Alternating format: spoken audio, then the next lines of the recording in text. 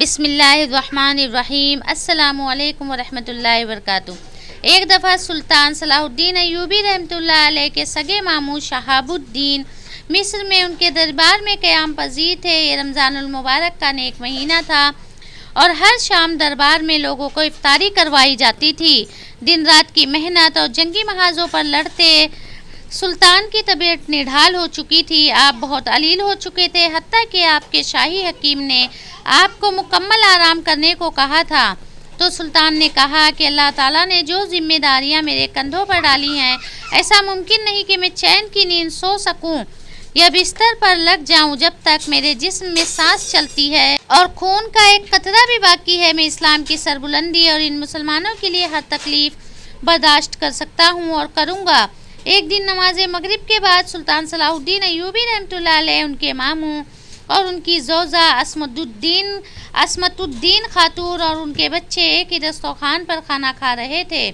کھانا کھانے کے بعد روزمرہ کی گفتگو شروع ہوئی تو سلطان صلاح الدین ایوبی کے ماموں شہاب الدین نے سلطان اور ان کی زوجہ عصمت الدین خاتون اور ان کے تینوں بیٹوں کے سامنے کہا کہ میں یہ چاہتا ہوں کہ سلطان اپنی زندگی میں ہی اپنے کسی ایک قابل بیٹے کو، جنہیں وہ اس عہدے کے قابل سمجھیں، انہیں مصر سلطنت کا بادشاہ بنا دیں، تاکہ وہ سلطان کے جیتے جی ان کی تربیت حاصل کر سکے اور سلطان کے تمام امور سمجھ سکیں، تاکہ وہ بھی کل کو سلطان صلاح الدین ایوبی رحمۃ اللہ علیہ کی طرح ایک بہادر اور دانا دور اندیش سلطان بن سکیں۔ اپنے ماموں کے الفاظ سن کر سلطان کے چہرے کا رنگ بدل گیا۔ سلطان کے چہرے کا رنگ بدلتا دیکھ کر ان کی زوجہ عصمت الدین خاتون سمجھ گئے کہ سلطان کو یہ بات شدید ناگوار گزری ہے، کیونکہ سلطان کے ماموں نے یہ بات سلطان کے بیٹوں کے سامنے کی تھی۔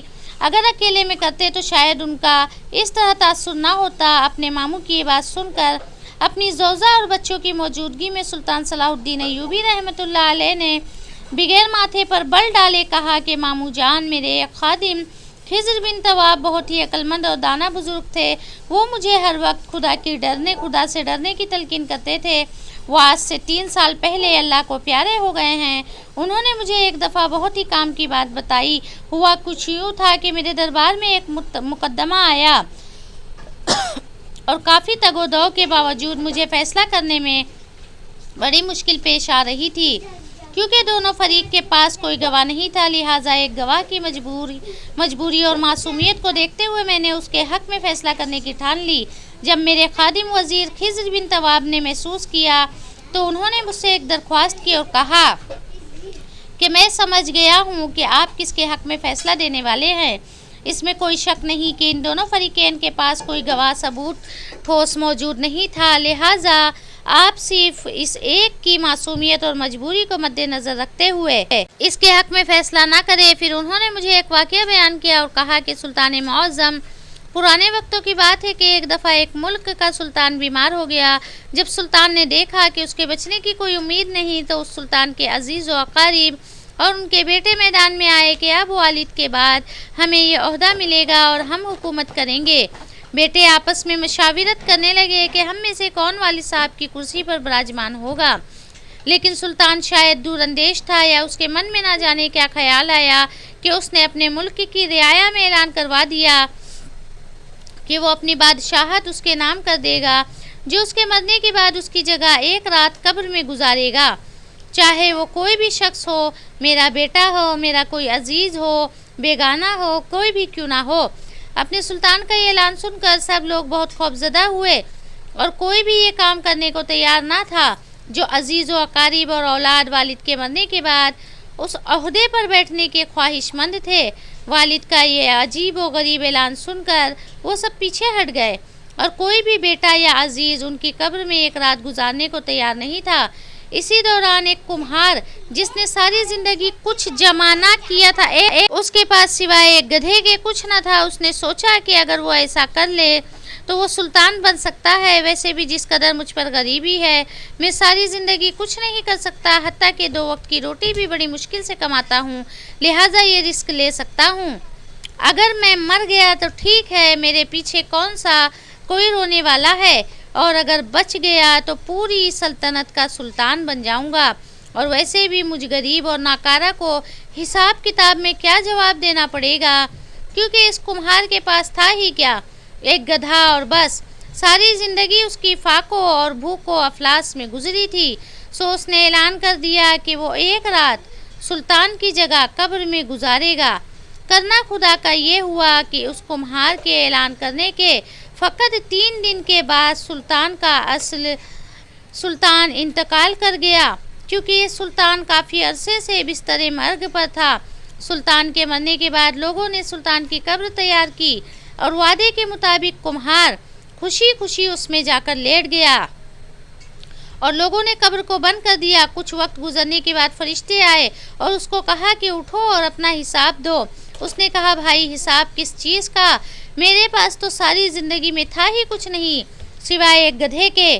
فرشتے اس کا جواب سن کر جانے لگے، پھر ایک دم رکے اور بولے ذرا اس کا نامہ اعمال کھول کر دیکھیں اس میں کیا ہے۔ بس پھر کیا تھا؟ سب سے پہلے انہوں نے پوچھا کہ ہاں بھائی فلاں دن تم نے گدھے کو ایک وقت بھوکا رکھا تھا؟ اس نے جواب دیا ہاں۔ فوری طور پر حکم ہوا کہ اس کو 100 درے مارے جائیں۔ اس کی خوب دھلائی شروع ہو گئی۔ اس کے بعد پھر فرشتوں نے سوال کیا اچھا یہ بتاؤ فلاں دن تم نے زیادہ وزن لاد کر اس کو مارا تھا؟ اس نے کہا کہ ہاں۔ پھر حکم ہوا کہ اس کو 200 درے مارے جائیں۔ پھر مار پڑنا شروع ہو گئی۔ گز صبح تک اس کو مار پڑتی رہی۔ صبح سب لوگ اکٹھے ہوئے اور قبر کشائی کی تاکہ اپنے نئے سلطان کا استقبال کر سکیں۔ جیسے ہی انہوں نے قبر کھولی تو اس کمہار نے باہر نکل کر دوڑ لگا دی۔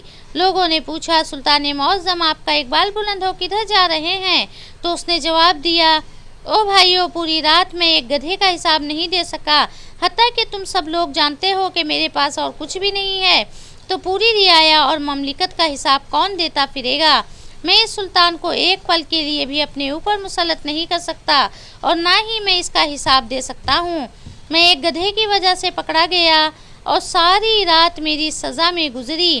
میں ہر ایک کی ذمہ داری کیوں کر اٹھاؤں جبکہ میں اس قابل ہی نہیں، صرف ذاتی عیش و عشرت اور لالچ میں آ کر میں خود کی دنیا سنوارتے سنوارتے اپنی آخرت کو کھو دوں گا۔ یہ کہہ کر وہ وہاں سے بھاگ گیا۔ پھر سلطان صلاح الدین ایوبی رحمۃ اللہ علیہ نے اپنے ماموں، زوجہ اور بیٹوں کو مخاطب کرتے ہوئے کہا کہ اس واقعہ کو سننے کے بعد مجھے یوں لگا کہ شاید اس کمہار کو کوئی خواب آیا ہو، یا شاید یہ حقیقت ہو کہ اللہ نے اس کے ذریعے لوگوں تک ایک سبق پہنچانا تھا، یا شاید صرف یہ ایک فرضی کہانی ہے۔ کچھ بھی کیوں نہ ہو لیکن یہ ایک اٹل حقیقت کی مانند روز روشن کی طرح آیا بات ہے۔ لیکن کبھی سوچا ہے کہ ہم نے بھی حساب دینا ہے اور پتہ نہیں کہ کس چیز کا حساب دینا پڑے گا جو شاید ہمیں یاد بھی نہیں ہے۔ جن چیزوں کو ہم معمولی سمجھتے ہیں کہ ان کا کوئی گناہ نہیں، یہ تو فلاں ہے، ایسے ہو جائے گا ایسے ہو جائے گا۔ اللہ کی پکڑ بہت سخت ہے۔ انسان چاہے کسی بھی عہدے پر ہو، کسی بھی روپ میں ہو، عورت ہو، مرد ہو، بزرگ ہو، اس کو اپنے فرائض یقینی طور پر ادا کرنے چاہیے، اور جتنا بڑا عہدہ ہوگا اتنا بڑا ہی اس کو دنیا اور آخرت میں حساب دینا پڑے گا۔ ماموں جان خدا گواہ ہے کہ میں نے کبھی بھی اس عہدے کا ناجائز فائدہ نہیں اٹھایا، کبھی بھی اس عہدے کو صرف عیش و عشرت کے لیے استعمال نہیں کیا۔ میں ہر رات خود کو مرا ہوا محسوس کرتا ہوں کہ شاید آج میری یہ رات آخری ہو، لہٰذا میں اللہ سے ہر وقت ڈرتا ہوں، ہر قدم پر، ہر فیصلے پر اللہ کی مدد چاہتا ہوں، اس کی خوشنودی حاصل کرنا چاہتا ہوں اور چاہتا رہوں گا۔ لہٰذا کسی بھی عہدے کو صرف اس کی چمک دمک سے نہیں دیکھنا چاہیے یا اس کی شہرت کی وجہ سے کرسی پر نہیں بیٹھنا چاہیے۔ یقین جانیے آج جو کچھ ہم کریں گے اس کا ہمیں حساب دینا پڑے گا، اور میں یہ ہرگز نہیں چاہتا کہ میرے بیٹے میرے بعد اس عہدے کا وزن اٹھائے، کیونکہ مجھے لگتا ہے کہ شاید میرے بچے زندگی کے کسی موڑ پر کوئی غلط فیصلہ نہ کر دے۔ ویسے بھی یہ اللہ کے کام ہے۔ اب آپ جانتے ہیں کہ میں نے کبھی نہیں سوچا تھا کہ میں کبھی اس سلطنت کا عظیم سلطان بنوں گا۔ اللہ مجھے اتنے انعامات سے نوازے گا، مجھ کو اسلامی فتوحات کا ذریعہ بنائے گا۔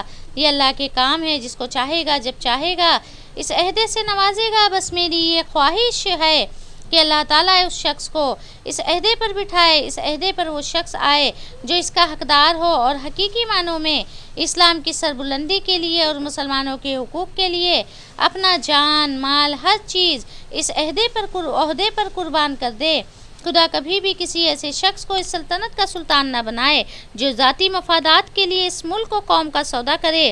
سلطان کی یہ بات سن کر سلطان کے ماموں شہاب الدین نے سر جھکا لیا۔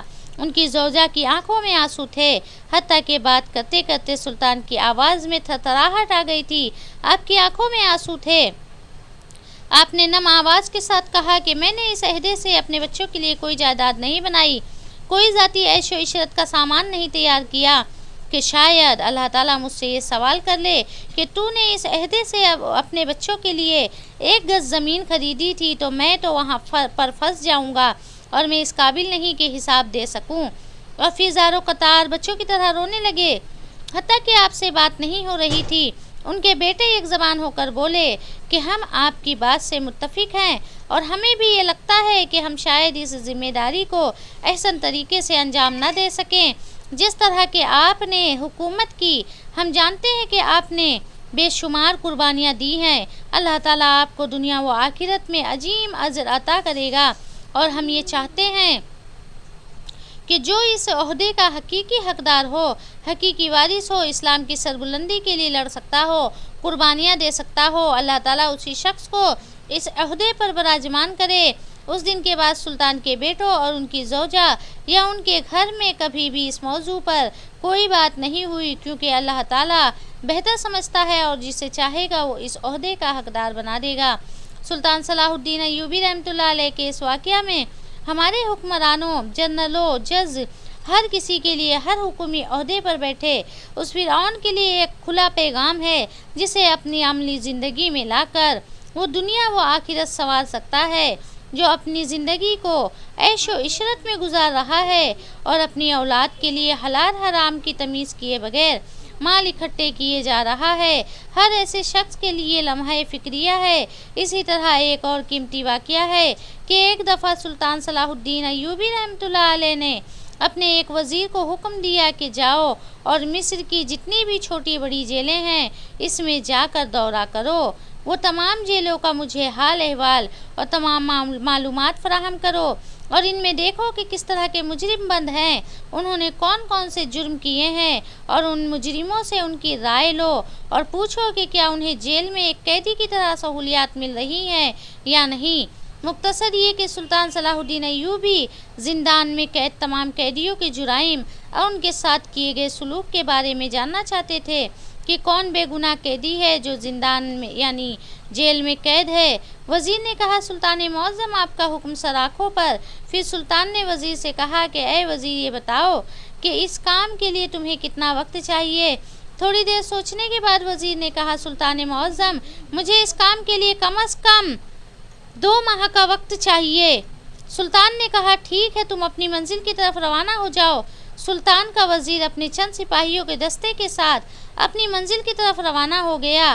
یہ دیکھ کر علی بن سفیان بڑا حیران ہوا کہ سلطان معظم نے قیدیوں کا حال احوال جاننے کے لیے وزیر کو کیوں بھیجا، ورنہ معمول کی طرح تو سلطان اپنی سلطنت کا حال احوال جاننے کے لیے مختلف وزیروں کو، مشیروں کو اور کبھی کبھار خود بھی بھیس بدل کر سلطان معظم جاتا تھا۔ یہ بات علی بن سفیان کو ہضم نہ ہوئی تو اس نے سلطان صلاح الدین ایوبی رحمۃ اللہ علیہ کی خدمت میں حاضر ہو کر فرمایا سلطان معظم ایک بات مجھے ہضم نہیں ہو رہی۔ سلطان نے فرمایا علی بن سفیان تمہیں معلوم ہے اور میں یہ تمہیں کئی مرتبہ کہہ چکا ہوں کہ کوئی بھی بات ہو آ کر سیدھا سیدھے مجھے کہہ دیا کرو، بڑے بڑے سلطانوں کی طرح اجازت لینے اور جھجکنے کی ضرورت نہیں۔ علی بن سفیان سلطان صلاح الدین ایوبی رحمۃ اللہ علیہ کا بہت بڑا قریبی ساتھی اور ماہر جاسوس تھا اور عقل مند ذہین آدمی تھا، اور سلطان کا بہت بڑا وفادار تھا، اس لیے سلطان اسے اکثر حکم دیتا ہے کہ کوئی بھی بات ہو سیدھے آ کر مجھے کہہ دیا کرو، اور اگر کبھی کبھار مجھ سے غلط فیصلہ ہونے لگے تو مجھے بے شک تم ٹوک دیا کرو، اس کو میں گستاخی نہیں سمجھوں گا۔ علی بن سفیان مسکرانے لگا اور سلطان صلاح الدین ایوبی رحمۃ اللہ علیہ کی خدمت میں کہا سلطان معظم معمول کی طرح آپ اپنے وزیروں، مشیروں اور کبھی کبھار خود بھی بھیس بدل کر اپنی سلطنت میں رعایا کا حال جاننے کے لیے جاتے ہیں، لیکن اس بار آپ نے ان کا حال احوال جاننے کے لیے वज़ीर को क्यों भेजा जो कि बड़े बड़े जुर्मों में जेलों में बंद हैं और इंतहाई शातिर चालाक लोग हैं। ये वज़ीर उनके अंदर की बातों को या उनके राज को कैसे जानेगा, क्योंकि जेल में तो हर शख्स चाहे वो गुनहगार हो चाहे बेगुनाह, वो अपनी बेगुनाही ही साबित करने में तुला है।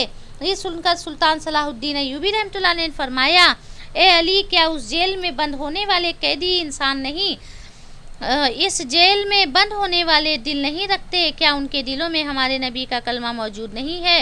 ये सुनकर अली बिन सुफियान सर झुकाकर खड़ा हुआ और फिर सुल्तान ने फरमाया, अली बिन सुफियान, बेशक मैं सल्तनत में कितना ही इंसाफ कायम क्यों ना कर लूँ, लेकिन ये एक कानून है, कभी भी 100 कैदियों में 100 का 100 गुनहगार नहीं होता। इसलिए अगर कोई भी गुनहगार जेल में चला जाए तो उसे ये ना लगे कि वो जेल में आकर उसकी ज़िंदगी क़यामत बन गई है, और एक सुल्तान होने के नाते बरोज़े महशर में किसी बेगुनाह कैदी की वजह से अल्लाह के सामने शर्मिंदा ना हो जाऊं, और कोई भी कैदी अल्लाह के सामने मेरी शिकायत ना करे कि मैं उसकी कैद में था, उसने मुझे कोई भी सहूलत ना फराहम की थी। जाना तो मैं खुद चाहता था, लेकिन कुछ अंदरूनी मामलात हैं। लेकिन ये वज़ीर भी सियाना है, उसने भी उन्हीं लोगों में उम्र गुजारी है और अच्छा बुरा सब समझता है, और अल्लाह उसकी मदद करेगा। ये सुनकर अली बिन सुफियान ने कहा, सुल्तान मुअज़्ज़म, आपने मुझे हमेशा की तरह हैरान कर दिया। इधर वज़ीर मिस्र के दारुल हुकूमत में मुख्तलिफ जेलों में दौरा कर रहा था और कैदियों का हाल अहवाल जान रहा था। वक्त गुजरता रहा। तकरीबन 15 दिन के बाद सुल्तान का वज़ीर एक ऐसी जेल के अंदर गया जहां उसने एक देहाती को देखा जो एक जेल के कोने में बड़ा परेशानी के आलम में बैठा था। तमाम कैदी सुल्तान के वज़ीर को देखकर आपसे मिल रहे थे और वज़ीर भी उनके हाल अहवाल जान रहा था, लेकिन वो कैदी दूसरों से हटकर जेल के कोने में परेशान बैठा हुआ था।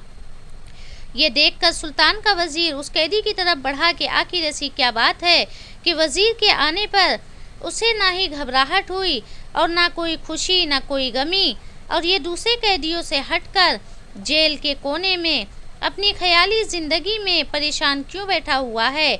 ये सुनकर वज़ीर उस कैदी की तरफ बढ़ा तो कैदी ने अपना चेहरा उठाकर जब वज़ीर को देखा तो दोनों एक दूसरे को देखकर हक्का बक्का रह गए।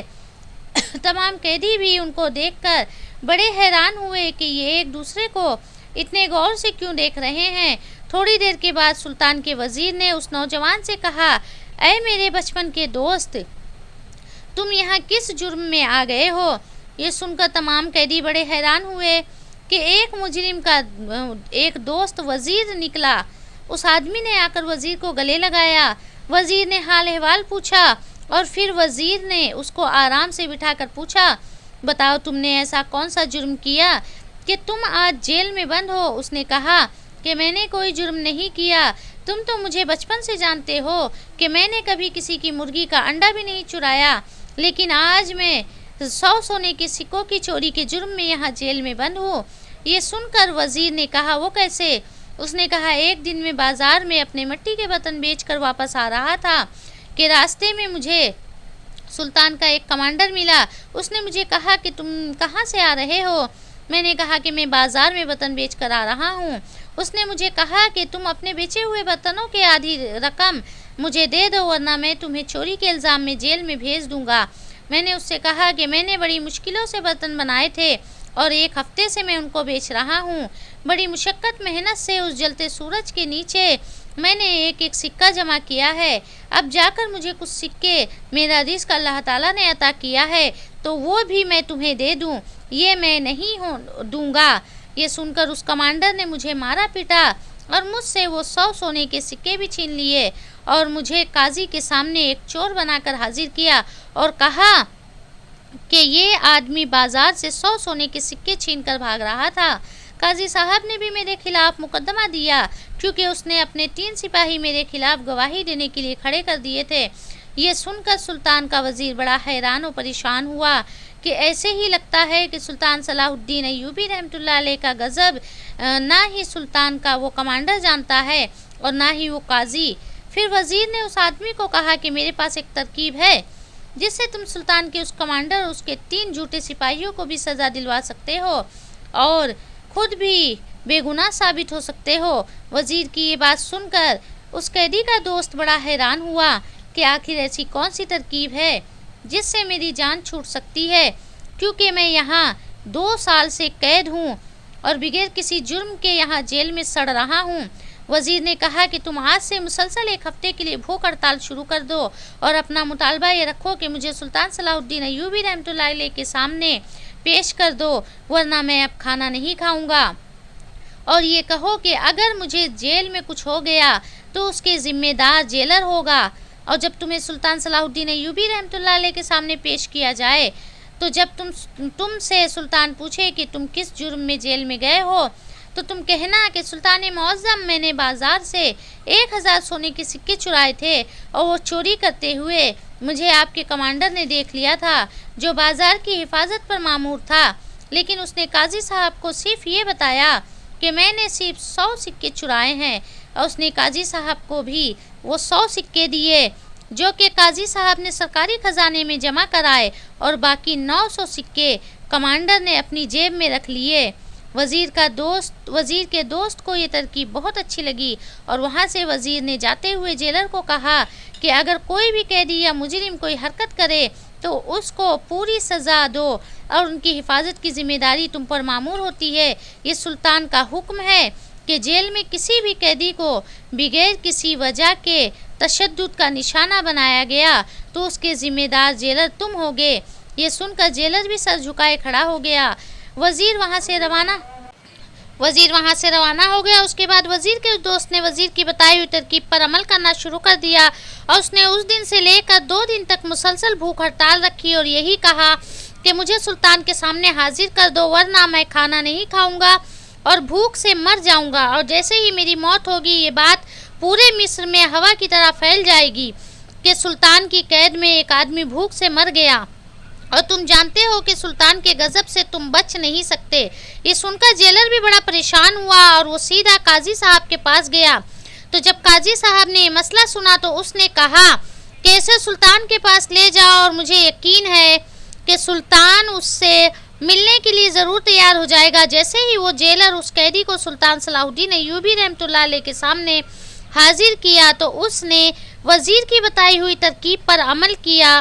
سلطان نے جب اس سے پوچھا کہ تم کس جرم میں قید ہو اور تم نے مجھ سے ملنے کے لیے بھوک ہڑتال کیوں کی، تو اس نے کہا سلطان معظم، آپ کی فوج میں آپ کے کچھ سپاہی غدار ہیں اور رشوت لیتے ہیں، اور مجھے معلوم تھا کہ اگر یہ میں بات کسی قاضی یا جیلر کو کہتا تو وہ کبھی اس پر عمل نہ کرتے اور یہ بات آپ تک کبھی نہ پہنچتی، اور میں چاہتا ہوں کہ یہ بات میں آپ تک پہنچا سکوں۔ سلطان نے کہا تمہیں کیسے پتا، تم تو ایک مجرم ہو۔ اس نے کہا سلطان معظم، میں بھی چوری کے الزام میں جیل میں گیا ہوں، اور میں آپ کو یہ بتانا چاہتا ہوں کہ آپ کا ایک کمانڈر جس نے مجھے ایک تاجر سے 1000 سونے کے سکے چراتے ہوئے پکڑا تھا، لیکن اس نے 100 سکے صرف قاضی کو دے کر کہا کہ میں نے 100 سکے چرائے تھے اور باقی 900 سکے اپنی جیب میں رکھ لیے۔ یہ سن کر سلطان نے اسی وقت حکم دیا کہ اس کمانڈر کو حاضر کرو۔ چند لمحوں کے بعد جب وہ کمانڈر سلطان کے سامنے حاضر ہوا، سلطان نے پوچھا کہ بتاؤ کیا یہ نوجوان سچ کہہ رہا ہے؟ تو اس نے کہا نہیں سلطان معظم، یہ بالکل جھوٹ بول رہا ہے، میں نے صرف 100 سکے ہی اس کی جیب سے نکالے تھے۔ یہ سن کر اس آدمی نے کہا نہیں سلطان معظم، یہ کمانڈر بالکل جھوٹ کہہ رہا ہے۔ پھر کمانڈر نے کہا سلطان معظم، مجھے آپ چند لمحوں کا وقت دیں، میں اس قیدی سے کچھ بات اکیلے میں کرنا چاہتا ہوں۔ سلطان نے اجازت دے دی۔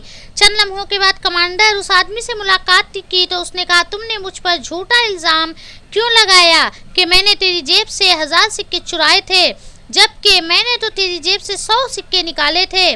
تو وزیر کے اس دوست نے کہا کیا میں نے وہ 100 سکے تاجر سے چھینے تھے؟ کمانڈر نے کہا نہیں۔ تو پھر اس نے کہا کہ جس طرح تم نے جھوٹ بولا اسی طرح میں نے بھی جھوٹ بولا۔ پھر وزیر کے دوست نے کہا اگر تم سلطان کے سامنے یہ کہہ دو کہ میں نے کوئی چوری نہیں کی تھی تو میں بھی یہ کہہ دوں گا کہ اس نے بھی 100 سکے ہی میری جیب سے نکالے تھے اور وہ بھی میرے اپنے تھے۔ دونوں میں رضامندی ہو گئی، اور جیسے ہی دونوں سلطان کے سامنے حاضر ہوئے، کمانڈر نے کہا سلطان معظم، میں نے اس کی جیب سے 100 سکے نکالے تھے، لیکن یہ اس کے اپنے تھے، میں نے کسی تاجر کی چوری کے الزام میں اس کو نہیں پکڑا تھا۔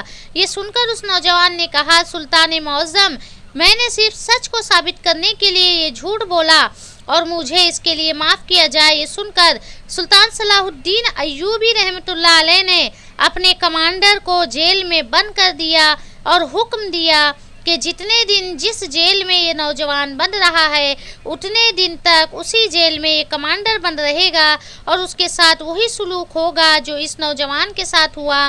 اور پھر اس کے بعد سلطان صلاح الدین ایوبی رحمۃ اللہ علیہ نے اس نوجوان کو سچ کے بدلے 5 گنا زیادہ سکے دیتے ہوئے وہاں سے رخصت کر دیا، اور اسی طرح سلطان کے وزیر کی عقل مندی نے اس کے دوست کو اتنی بڑی مشکل سے نکال دیا اور ایک مجرم کو اس کی سزا بھی دلوائی۔ جب انسان راہ حق پر ہو تو اللہ تعالیٰ کی طرف سے وہاں سے امید کی کرن جاگتی ہے، وہاں سے اللہ تعالیٰ کا وسیلہ پیدا کرتا ہے جہاں انسان کی سوچ بھی نہیں ہوتی۔